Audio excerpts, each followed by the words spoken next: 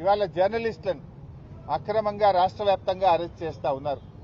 రాష్ట్ర వ్యాప్తంగా అరెస్ట్ చేసిన జర్నలిస్టులను వెంటనే విడుదల చేయాలని చెప్పి బీఆర్ఎస్ పార్టీ డిమాండ్ చేస్తా ఉంది. ఈ జర్నలిస్టుల అక్రమ అరెస్ట్ ను బీఆర్ఎస్ పార్టీ తీవ్రంగా ఖండిస్తా ఉంది.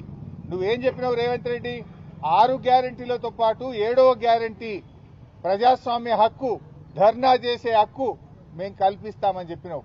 ఇవాళ జర్నలిస్టులు కనీసం బండి దిగి గేట్ కాడికి పోకముందే అరెస్ట్ చేస్తున్నావు. వాళ్ళు ప్రజాస్వామ్యయుతంగా ధర్నా చేసే అధికారం లేదా? దరఖాస్తు ఇచ్చే హక్కు లేదా?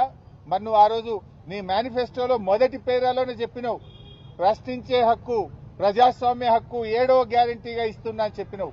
ఇవాళ రాష్ట్ర వ్యాప్తంగా జర్నలిస్టుల గొంతు కోసినావు.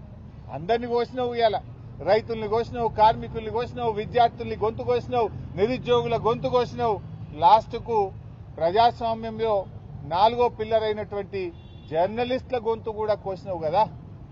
ఇవాళ కేసీఆర్ గారు ఉన్నప్పుడు 26,000 అక్రిడేషన్ కార్డులు ఇచ్చారు.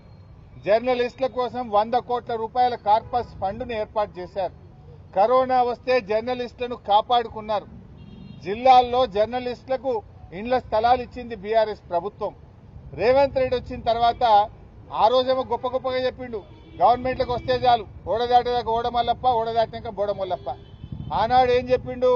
మేము అధికారంలోకి వస్తే జర్నలిస్టులకు ఇండ్లు కట్టిస్తాం, ఇండ్ల స్థలాలు ఇస్తాం, యూట్యూబ్ వాళ్ళకి ఇస్తాం, సోషల్ మీడియాకి ఇస్తాం, ఇంకా అక్రిడేషన్ కార్డులు పెంచుతా అన్నాడు.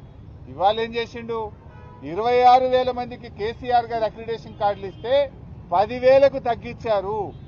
డెస్కుల్లో పనిచేసే వాళ్ళకి అక్రిడేషన్ కార్డే లేదంటున్నాడు.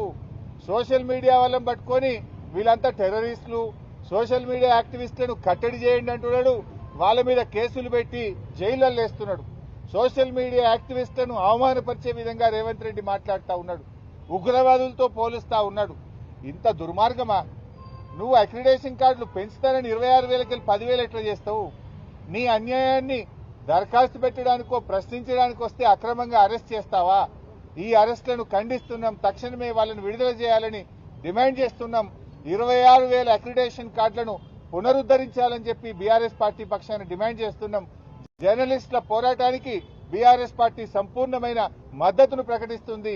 మీ పక్షాన రాబోయే అసెంబ్లీ సమావేశాల్లో బీఆర్ఎస్ ప్రభుత్వాన్ని నిలదీస్తుంది, ప్రశ్నిస్తుంది, జర్నలిస్టులకు సంపూర్ణ మద్దతును అందిస్తుంది. Thank you.